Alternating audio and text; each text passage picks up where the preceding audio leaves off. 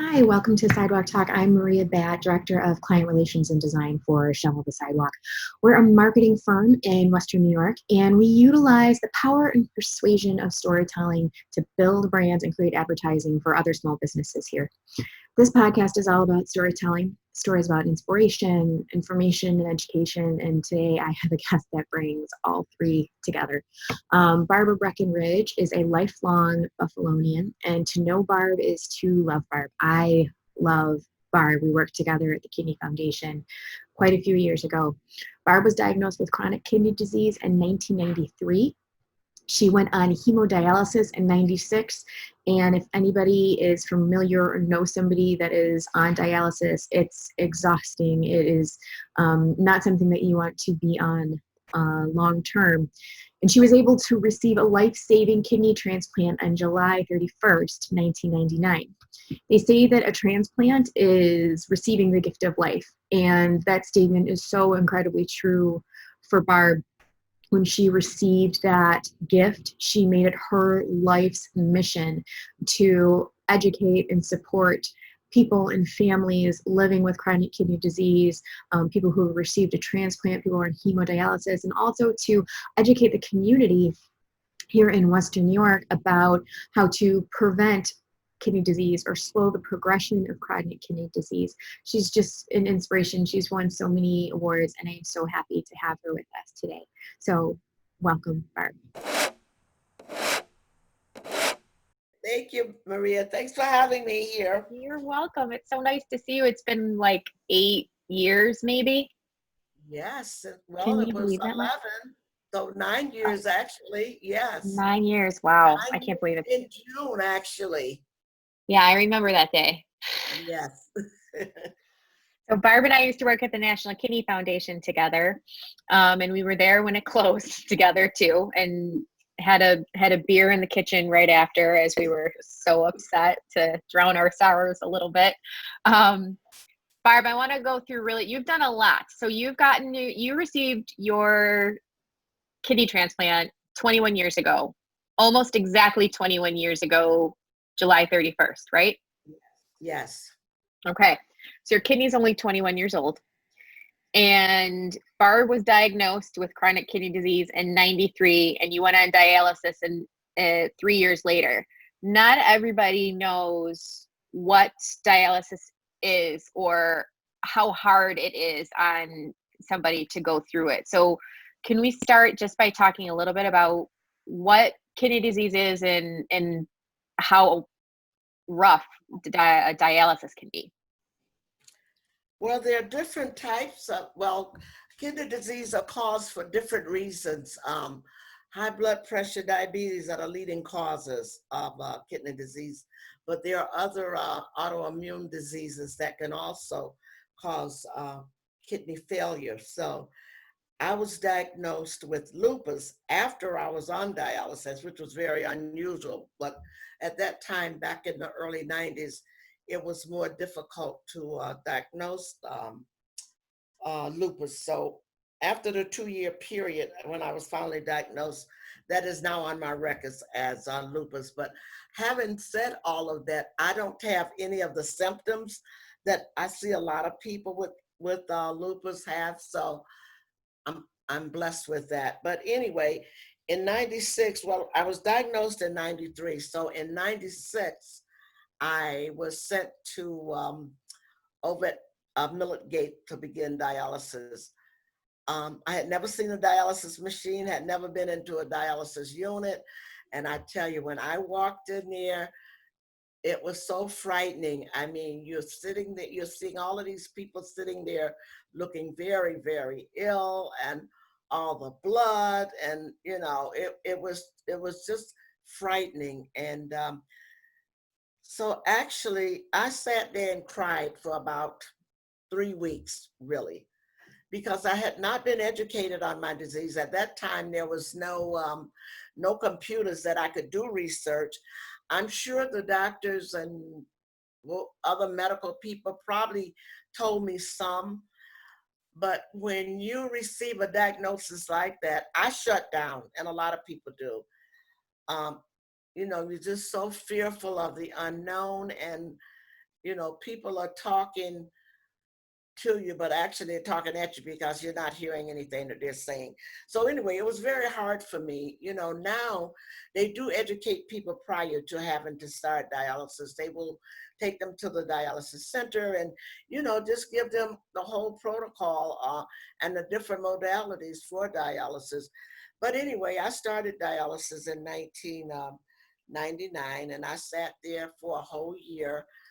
Um, just doing what I thought I was supposed to do, and I thought I was doing well. But one of my social workers recognized that I wasn't doing so well, so she's the one that got me involved in the kidney in the with the Kidney Foundation.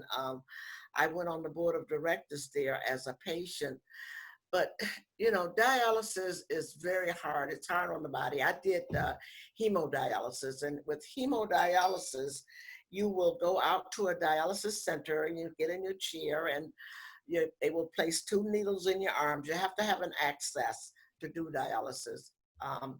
So they will put the 2 needles in your arms. One needle will bring all the blood out of your body, carry it through the machine, cleanse it, um, take all the impurities out, and balance all the other minerals that you need. And you do that 3 times a week, usually, normally 4 hours a day.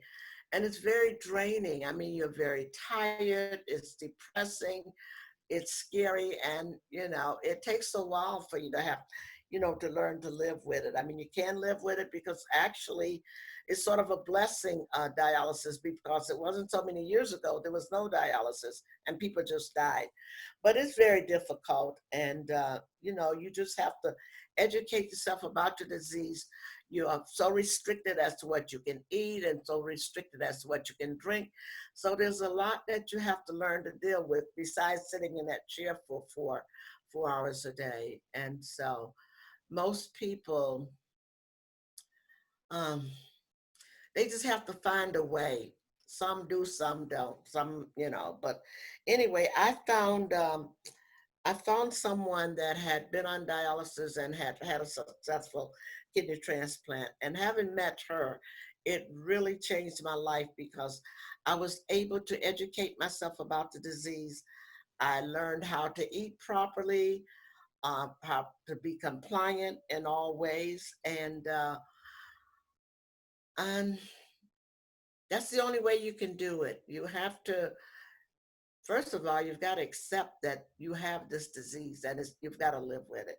And then you've got to educate yourself and just learn how to be compliant and do all the things necessary to make you feel good. You're never going to feel normal again, even with a transplant. When you get transplanted, it's another form of treatment. It's not a cure, because with the transplant, you've got to take the medicine. And a lot of people choose not to go on a transplant list because they're afraid of all the meds and they're afraid of it not failing. And so it's a very difficult life to live. But once you get yourself acclimated to, this is what I have to do if I want to live, and you can live. I sort of learned how to live as normal as possible. I traveled, I exercised, I did everything that I thought I was supposed to do to be compliant, because after I went on the list after a year, after I finally realized that I could live with this disease and I could live and not just exist. So then I really began to work at it, and I was able, once I got myself acclimated to this lifestyle change, I was able to help other people on dialysis at that time. So it's not easy, but it's easier now than what it was when I went on, because there are different modalities now. There are different home modalities that people can do, and they feel a lot better. They're not as restricted as just the regular hemo was. So it's a lot easier to live with now than when I first started. So, but it's still difficult. It's And difficult. changing the lifestyle is such a huge part. Remember Frank Ireland? Yes, I yes. loved Frank so much. And we did a video with him, and he was saying how it wasn't just himself that he had to work with to change his lifestyle. It was his whole family. His Yeah. mom, who had been making family meals for such a long time, was like, it's just chicken, it's just, you know, this, it's just that. Well, no, it isn't. Everybody has to change their lifestyle. So Right. you also work with people's families of people who are on dialysis and who have received transplants as well. Um, that's got to be very helpful for them to have somebody in their back pocket like that. Yeah, it is. And, you know, it's very important that the family members also learn about the disease as much as they can. They will never know the actual process and all of that because they're not going through it. But we do have the support group, and we invite family members to come because a lot of times, you know, they don't understand what's going on with their loved ones. They think they're just lazy because they don't want to do a lot of things. They're upset because they can't eat this and they can't eat that and drink that. So it's so important for them to be involved because any chronic disease will affect the whole family. It really does. And so it's good for the families to know. And, you know, my husband, it was just he and I. When I started all of this and my son, but they had to learn to eat like I ate, you know, because I was still doing the cooking and I had to do what was, you know, good for me. And they were good, you know, when they saw that this is what they need to do, you know, they did it. And that's what family members have to do. You know, they have to get rid of the salt, which that's very difficult for a lot of them, but you know, we had classes for families so that they could learn how to cook for their loved ones and know that they are tired. They are not lazy. It's a grueling process to have to sit there with your blood going out of your body for 4 hours a day and coming, you know, and then returning it to your body. So, you know, it's a lifestyle change for the entire family. And even a lot of your friends, you know, you got to go out with them, you know, and do things, and they have to sort of understand where you are and what you can do, and not to try to put things in your way that's going to make you get off of your diet or make you become compliant. So anyway, it, you know, it's a process, and you know, you learn to live with it, and your family members have to learn to live with it. So, and most people do because they really concerned about the loved one, and when they get educated about it and find out exactly what they're going through and all the things that they need to do to be compliant, most family members do go along with it. So, you know, How important is it to have that support system? You know, you've seen patients go through and they're all by themselves, and they don't have anybody else. How much better is it for them to have either somebody at home or somebody like yourself to kind of keep pushing them through? yeah, well, you know, we have people that come to our support group quite often that don't have anybody, or sometimes they're just disconnected with family members. And so we're there within our support group. We've got people that's been transplanted. Some was on dialysis, some were not on dialysis. We have some people that are on dialysis, you know, currently. And so we have someone there that they could connect with whatever stage they may be with their journey with kidney disease. We get a lot of people that's just been diagnosed, and they are frightened, they are afraid, and even though they have a lot of resources now to educate themselves, it's still not like having someone to talk to that's been there and done that. So it's very helpful for them, and we get a lot of people that will come there and get what they need and they will leave. But a lot of them get there, they feel so comfortable being in the presence of all these other people until they stay. And we become like family, and we love and respect each other because we know what that person is going through, you know, what they've been through. So it's like a community support group, you know, and we have it, you know, we try to have a safe location for them, and, you know, we make them feel welcome. We let them know that whatever they say there, whatever they do there, it's going to stay right there. So, you know, we let them know that they are safe. We have a safe environment there, and whatever happens there stays there. And we have a core group of about 12, 15 people that we're there all the time. So whenever someone new comes in there, um, they can, you know, talk to about anything, because there's somebody there that has gone through some of what they're going through. And even if they come by themselves, we try to have them invite family members or even a friend. Some people have no family, so we try to have them to bring a friend with them, just so they have some type of support outside of us. So. And aside from the support, first off, for a long time, you were kind of a one-woman show, running these support groups and running the Kidney Foundation. Something else that you do is provide, before our new COVID world, you were doing this, free kidney screenings within the community. Yeah. I think not a lot of people know that checking these levels is something that they should do if you're somebody who has diabetes or high blood pressure, that you should be monitoring your kidney levels. And a lot of times you are in more either an inner city, like a more urban area, or also like senior centers. I remember going into a lot. Why those two locations? Well, first of all, kidney disease is more prevalent in the African American, Hispanic, and Native American communities. And also people over 65, people are living longer now. And sometimes, with all the meds and as we grow older, we lose some function anyway. So we've got a lot of older people on dialysis. So those are the places. When we first started, we were trying to identify people in the early stages, people that didn't have insurance or didn't have the type of insurance that they could receive all the attention that they needed. So we were able to identify people in the early stages in order to try to prevent them from needing dialysis. And so we were doing the same thing just recently, before COVID.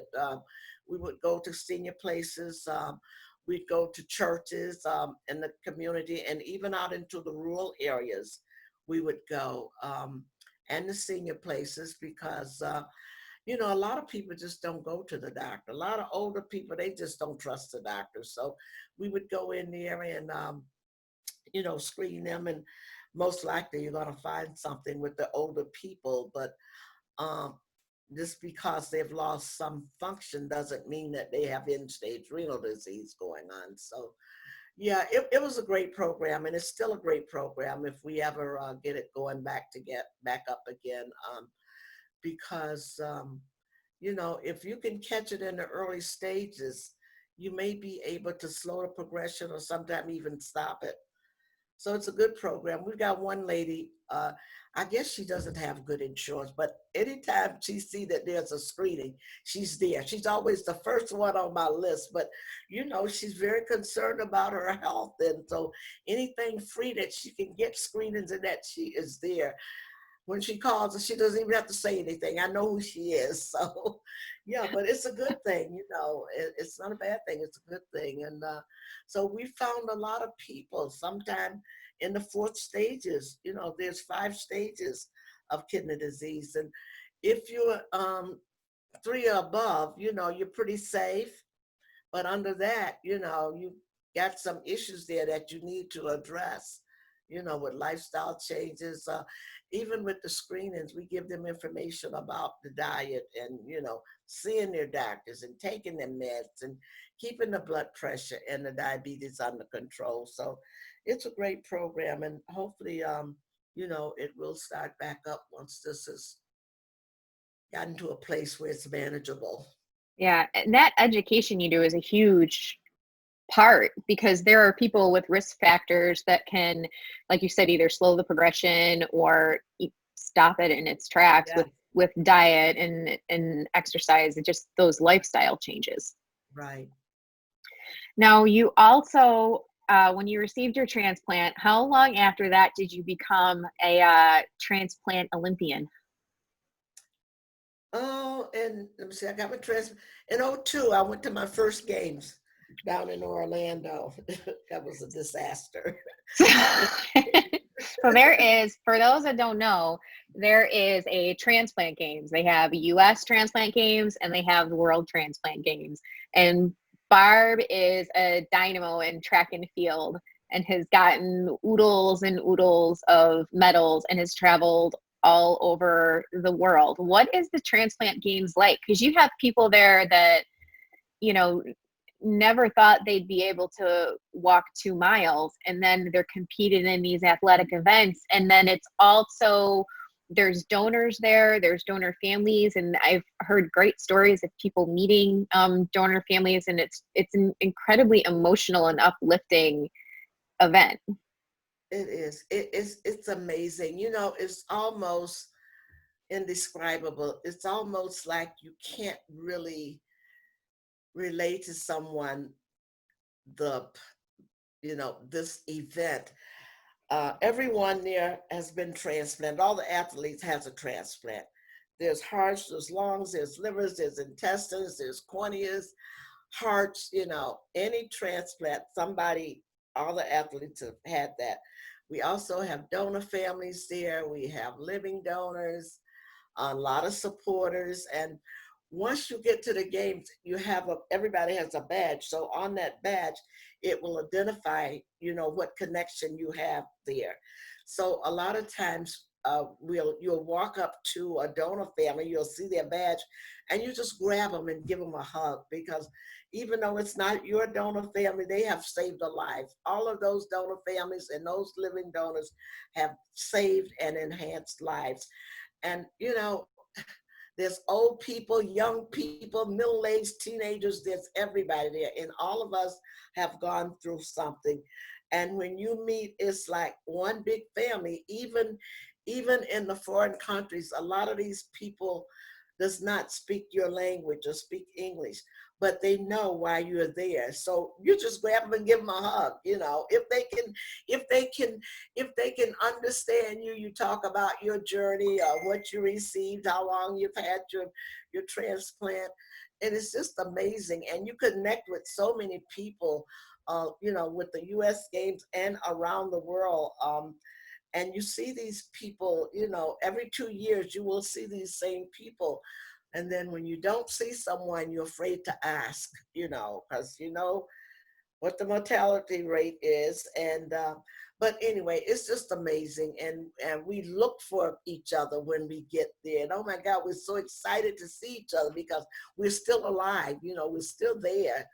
And it's just amazing. And we compete in all kind of Olympic style activities, track and field, swimming, cycling, volleyball, basketball, golf. I mean, just all different type of activities. And we win medals, and that's wonderful.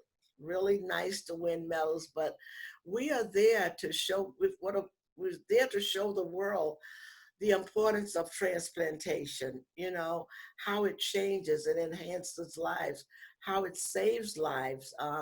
Because most of us there would never be there if it wasn't for those people that decided to be an organ donor, or those living donors that decided to share part of them with someone else. So it's just an amazing event. This year, we were supposed to be down in New Jersey for the World Games. That was canceled. They've got that rescheduled for next July. And the World Games were going to be down in Houston um, in 21. Haven't been in the USA in 40 some years, and everybody was looking forward to it. That's been canceled already. So I don't know if they will try to reschedule that or not, but hopefully they will. But I said, oh my God, by the time I get to the next World Game in 23, I'll be 80 years old. No, So, but you'll still be there. If I know yes, you'll still yes. be there. The oldest recipient that was competing the last couple of years was like 86 years old. This man was from Italy. Really? And you talking about somebody could run. I mean, this man could beat 70s and 60s running, okay? And the youngest athlete I've met was an 18-month-old little girl. I forgot where she was Oh from. She was no. at the World Games, yes. And she had had a heart transplant. and they had her in like this little contraption, and they took her out of that, unhooked her feeding tube, and she was just going to throw the ball. And so we had to wait until she would take the ball. So finally she took the ball, and we wanted her to throw the ball. She didn't want to throw the ball. So we had to wait another 20 minutes for her just to get the ball out of her hands. So, but she won a medal. She won a medal for just Did throwing the she? ball. Yeah, so there's something there for everybody to do. You know, I remember one of the first games I went to, there was a blind girl there that had been transplanted. And she would throw the ball, and she threw the discus, and someone would just take her up to the line, you know, and let her throw it. And so it's not about so much winning the medals, it's just about being there. You are alive, and you're showing people, you know, what transplantation can do for not only you, for your families, because we talked about that before. Your families goes through the whole thing, same things, you know, you do. So it's just awesome. It's just so hard to describe, but it's just so much love in these transplant games, because people, you know, when you've been through all of that and you've been near death, and you can see the light again, you know, it's amazing. It changes you. It changes you and everybody around you, because even your friends have seen what you've gone through, and, you know, it wakes them up to the importance of trying to be healthy and try to, you know, eat properly and see the doctors and all of that. So it's a journey, but, you know, it's been an amazing journey for me. You know, I'm not happy that I went through all of that, but what I went through changed me.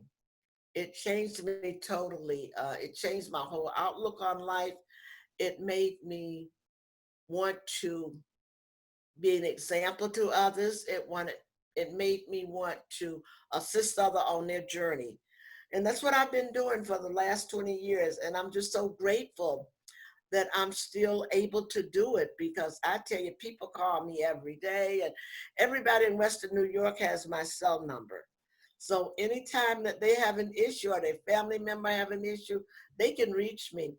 I even have people calling me from other states because their loved ones might live here and they know about the work that I do. So I have them calling me from California, Texas, Atlanta, all over the places. And, you know, I'm able to give them resources, you know, to help them through.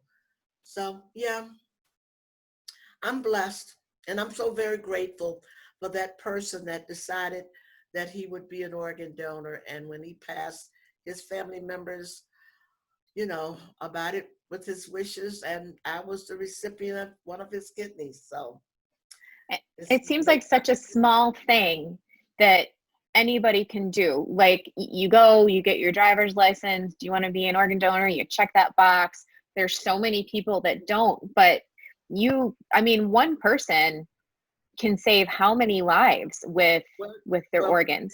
they could save like 8 lives with organs, but you can save, one person can save like 50 lives, enhance 50 lives with corneas, tissue, skin. You know, if someone is burned, you know, they use that skin and they're less likely to have rejection. Even with bones, when the athletes, and or you break a leg or something, and rather than put some artificial plastic or something in it, they use actually donor bones, and you're less likely to get infection or to be able to reject it. You know, if as you know, if it's plastic or whatever, steel or whatever they use to you know, to fix those things. So yes, it, you know, I just wish, I think in Spain I was there, and I understood in Spain that when you're born, you're an organ donor. So I just wish that could be every place, because then there would be no need for people to suffer. If you need a kidney, you'll be able to get a kidney. If you need a heart, you'll be able to get it, because it's going to be always available, you know. But we haven't gotten there yet. I don't know if we'll ever get to that point, but it would be great. But, you know, for those that, it's just a simple thing. Like you said, you can sign your license when you get your license renewed, or, you know, you can go online and sign up to be an organ donor. And it's just such a legacy that you can leave once you no longer need these organs. They've given you a good life, you've lived a good life, you've used them, and once you're gone, you no longer need them. So you can leave them back here and save lives. You can, a blind person or a kid, you can have them see. Somebody needing a kidney won't have to be on dialysis, need a heart, they could live, a liver, they could live, intestines. I mean, you can leave all of that back. A lot of time, well, most people that die are not eligible to be an organ donor, because to be an organ donor, a solid organ donor, you have to be on life support. You have to be declared brain dead. And then, they can keep those organs viable and, get them.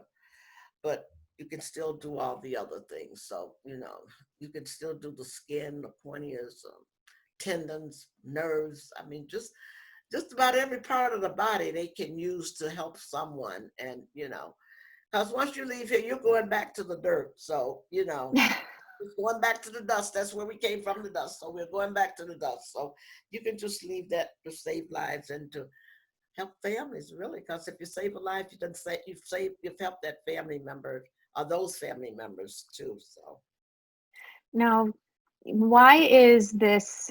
I mean, you're on a really a life-saving mission. And as long as I've known you, and I know you've been doing it a lot before you knew me, and you'll be doing it, after. Why is this so important to you? Why have you made this your life's mission?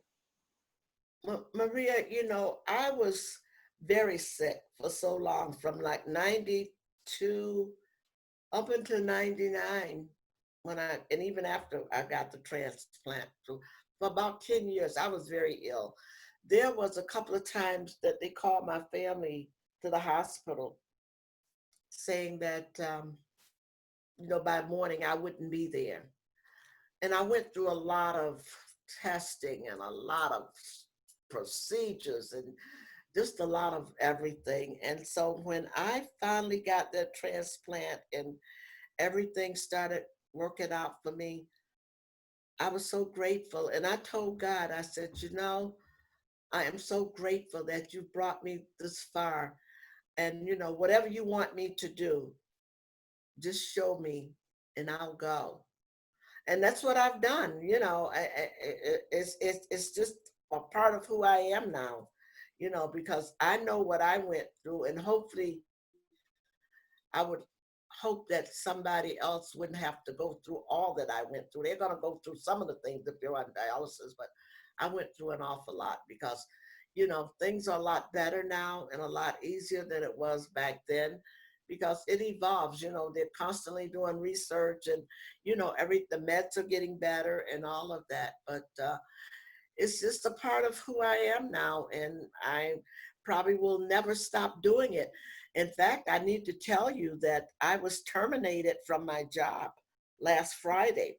No, you Yes, were? yes. After we closed, I went with Northeast Kidney Foundation. Well, first of all, I worked out of my home for a year. Hmm. ECMC gave me a little money, and units gave me a little money, and I was able to continue to help people. And so finally, the woman down in Albany said that, she would be happy to come in and help us. So we stayed, the foundation worked under her for 3 years. And then in 15, um, the people decided, well, we should have our own local organization here. And that's what we did. And so I was executive. Well, I've been interim director. I've been executive director. I've been community relations. I've been some of everything. But in 15, we hired someone to be executive director, and I went back to doing what I do, being community relations and patient services. So we hired someone, and they changed him over to something else, because we are under Connect Life. It was units, but now it's Connect Life. So we're sort of under them. They had the governing board. We had an advisory board. Well, anyway, so early March, when this all started, it was just two of us left there. Another younger guy that had worked for Connect Life. So they made him the uh, director. They didn't make him an executive director, probably because of pay or whatever. But anyway, it was the two of us there. So, he was supposed to do the grant writing and stuff that you did and help with the education, and he did. And so we came and we worked from home for 2 weeks. Then they said, well, why don't we, told me to go get unemployment. I was laid off. So that was fine. I did that. And so then last Friday, I received this letter in the mail saying, well, you won't be called back. We're terminating your position as of the 18th. So I said, okay. So that's where I am now. But you know what? My job is terminated, but my mission is not. So, and I've already got people wanting me to do things. I've just got to decide. Well, I'm working with the transplant surgeon over at UB. She's got this grant. So I'm sort of doing a few things with her now, like just looking at some of the things that she's doing and giving my viewpoint of some of these things. So I'm doing that. And the support group we will continue to have, because that was never a Kidney Foundation support group. It was a patient, led by patient for a patient group. So I don't think they know that yet, but that's what it is, and that's what it's gonna be.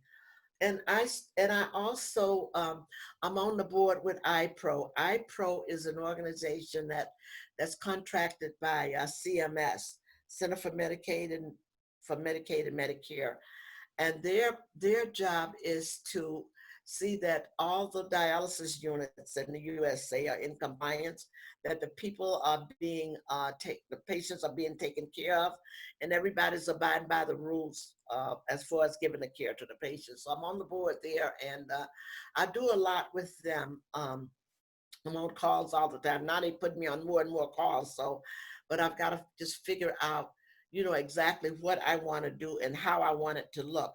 I don't want my calendar to look like I'm still working, because I had something in there just about every day. So now that I don't have a job, it's okay.